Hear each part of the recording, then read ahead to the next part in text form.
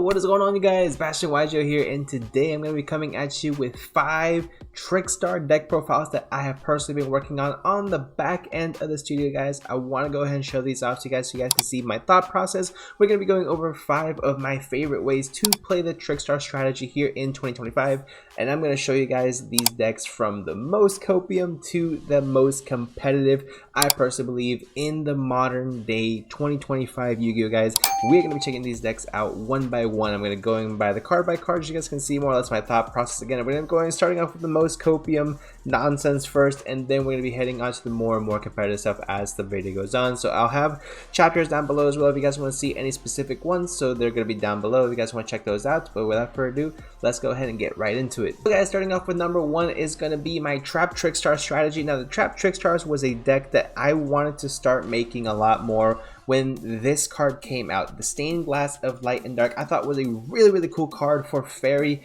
archetypes. Now, like I said, it's going to be the most copium build.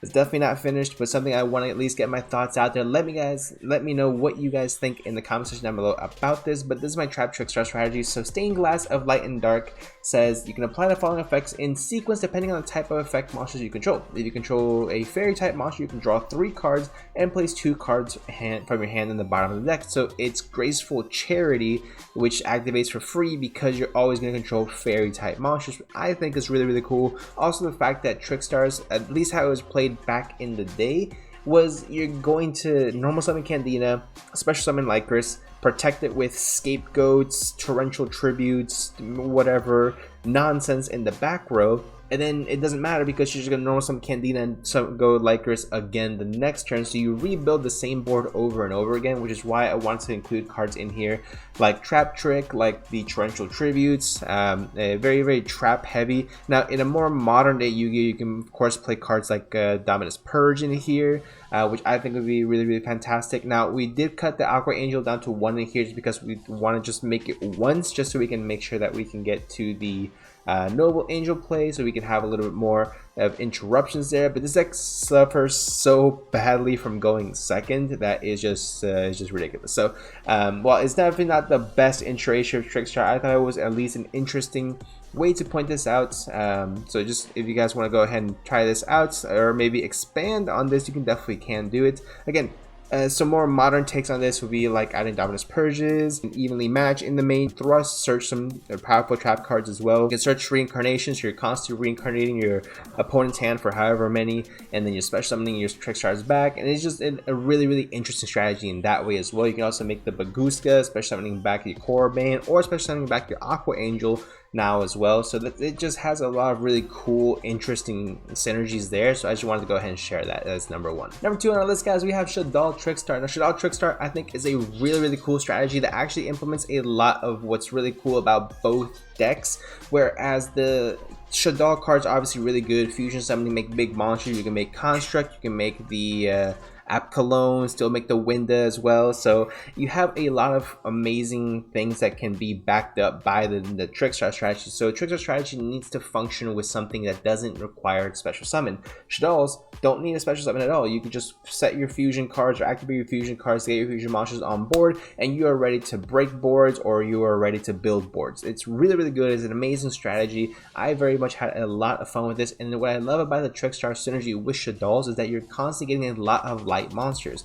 Well, light monsters are going to get you to El Shaddoll Construct, which is really good, or if you want to go into Winda, you can just fuse amongst yourselves with the Hedgehogs and the Squamatas and the Shaddoll monsters themselves. So I think that's amazing synergy that you can choose between the 2 of the strongest El Shaddoll's fusions in the current metagame. I think that's really cool. Also, you can potentially go into like some Exes plays if you want, which I think is really nice with all the level 4s you're playing, especially with the Aqua Angel. So this is something that I think has a lot of potential. I think it would have higher potential in the event that we can mix this with maybe a 3rd engine. Maybe Horus would be an interesting strategy to go ahead and play, just to get cards into the graveyard, and then again using the Trickstar strategy as an engine to continue feeding light monsters into your strategy, which I think is fantastic. Normally you'd have to play other cards like the level 1 light Artemis, what's it called, the Magnus Link 1, if I'm not mistaken. I believe that's the one it's called.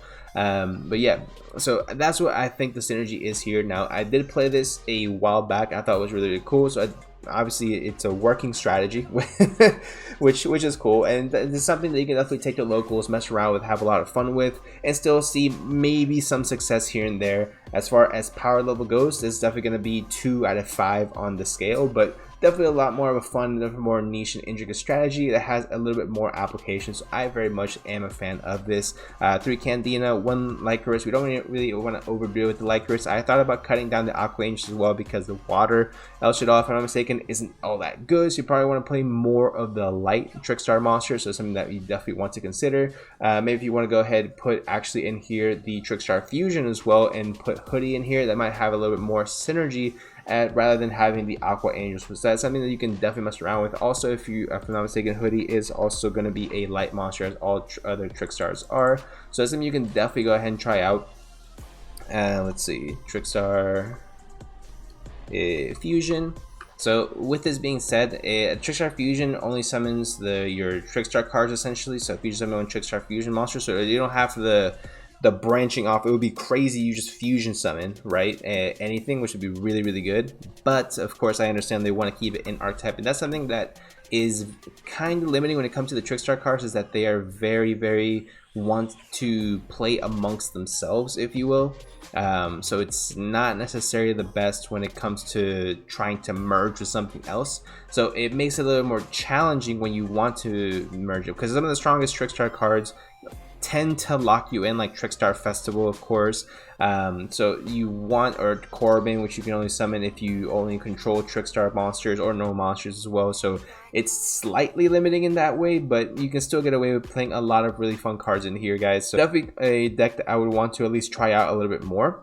So if you guys want to see this deck more of this in action, let me know in the comment section down below, and I can definitely see about getting that done. Number 3, guys, I'm on to one of my favorite initial creations as soon as the new cards drop, guys. This is my Boardbreaker Trickstar build. As you can see, it took a lot of inspiration off of Pack's list from, not Pack's, it's Syriac's list for the Blue Eyes Primite engine that also played primarily Boardbreakers. I thought that was genius, and I thought what better deck can also benefit off of playing Purge is going to be Trickstar, and making sure they're playing a lot of Boardbreakers, guys.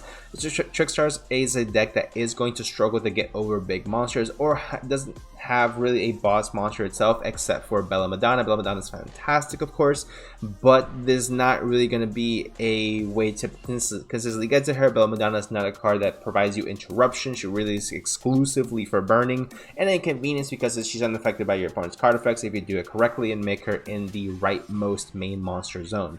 So that's something that's worth looking into and considering. But I think this is the best way to play pure Trickstars in 2025.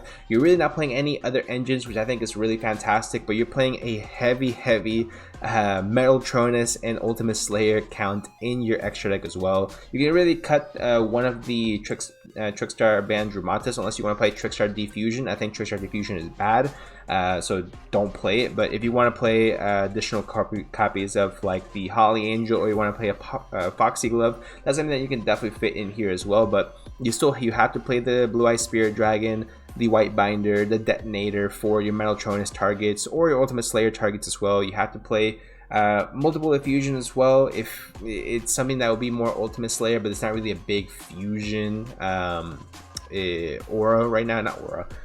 Fusion representation in the metagame right now. So it's something that is a deck that's meant to counter specifically just the meta strategies. So if you go up against rogue strategies, it's a little bit tougher to face, just because Metaltronus doesn't really do too much in the rogue strategy, unless you happen to go up against a Trickstar mirror match. Would be interesting. But I think this is really, really cool. Again, this is implementing a lot of the ideals from Pax and Syriax's list from the Blue Eyes Primate. If you guys have not seen that, I'll leave a link in the description. You guys go ahead and check that out. I think it's really cool, definitely worth looking into, and I definitely want to explore this deck a lot more. I tested it quite a bit. I think it's missing just that little bit to get it over the hump. In terms of power scale of these decks I'm showing you right now, definitely a 3 out of 5. A really, really good deck, and can definitely see a decent amount of success at locals for sure. I don't know about regionals.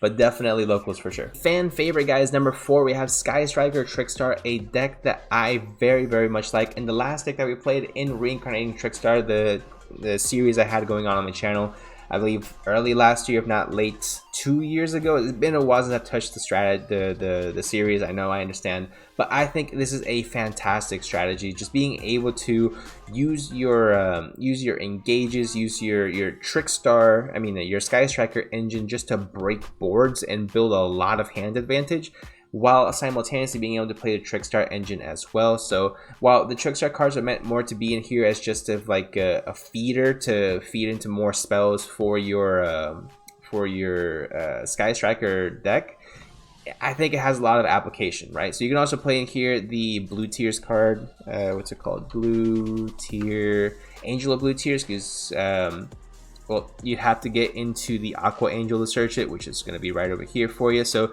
there's a way to make this so that it's really strong. Obviously, I didn't play this build a year ago since we didn't have Aqua Angel. You don't really need to go into the hoodie, just because I tend to clash when I'm building this. I know there's goo here for sure. I know it can be really good. The issue with this specific build is that you don't really want to go to hoodie to make the fusion, because then you're left with a fusion monster on your main monster zone. You really don't get to maximize a Noble Angel. You get to search on the Trickstar card, which is cool, so you get to search Reincarnation, and that kind of puts an end to that. And then you kind of have to play a pure Sky Striker, but then you don't want to clog up. So if it's something that you do want to play, probably play a little bit more of the Sky Striker engine as well. Maybe like 1 to 2 Ray and a Rose should be fine, because you don't want to overdo it with the normal summons as well. And that's the issue that I personally have with Sky Striker, is that I don't think that playing a hand trap version of Sky Striker is efficient. I think that maybe just overloading on the really strong spells is going to be the best way to do it, just because if you play Ash, Veiler, right, Imperm in the main deck, these are all not spell cards that don't progress or help out in the Sky Striker engine. So that's something that is at least worth considering. But yeah, I mean, as far as Sky Striker Trickstars goes, this has been a proven strategy. It was the best deck of the format in 2019, leading into 2020 more or less, if I'm not mistaken, roughly around that era, definitely 2018, 2019. So it's a proven strategy. It's a great strategy. This is something I want to mess around a little bit further when I'm after YCS Houston. But as far as power levels goes, guys, the next deck I'm going to show you guys is going to be by far the most competitive Trickstar build I've ever created, and it is so freaking good. I'm definitely excited to mess around with this a little bit more, but I think it definitely has a lot of potential as far as topping regionals, maybe even YCSs. And on to number 5, guys. This is definitely this is definitely it. This is the list, guys. I'm still working on it, but this is what I've been working on so far as what I believe is going to be the most competitive version of the Trickstar engine. Yes, we are having to play the Fiendsmith engine. I understand how we all feel about it, blah blah blah, rogue deck plus Fiendsmith equal good deck, but realistically, guys, this is gonna be the best way to play, and not because we're making Desiree, but because we are making Duke of Demise. Duke of Demise is a fantastic card which grants you an additional normal summon, which with Candina is really strong, because not only are you able to search your full Trickstar to Hoodie or Aqua Angel combo as far as that's concerned, to search your Maiden of Blue Tears and on the link in the interruption, but that additional normal summon as well is going to be allowing you to search the Trickstar Reincarnation. So you're getting the full Trickstar setup, and this is going to be a very free way to do it, which I think is going to be fantastic. I think that Duke of Demise is going to be the best card to go ahead and continue with the Fiendsmith engine.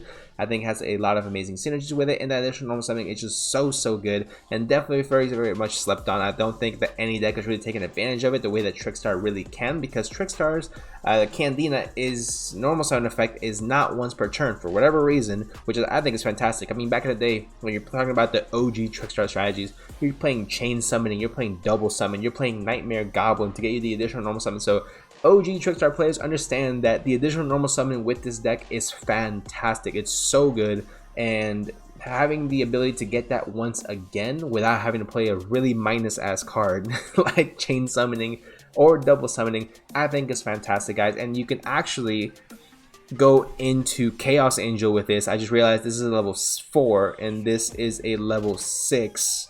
And you have a light and a dark Aqua Angel, Chaos Angel. I mean, that's just absolutely ridiculous. The fact that you can do that, guys. Actually, where's my Chaos Angel?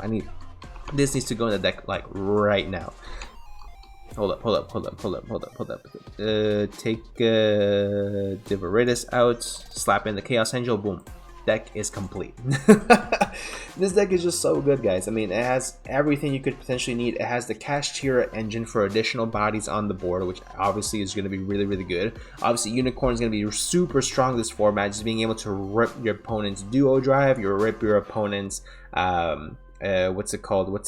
Seals if you're going against Blue Eyes, rip your opponent's White Binder is crazy strong going up against the Mouse strategy or any other Mouse links. It's gonna be really, really good.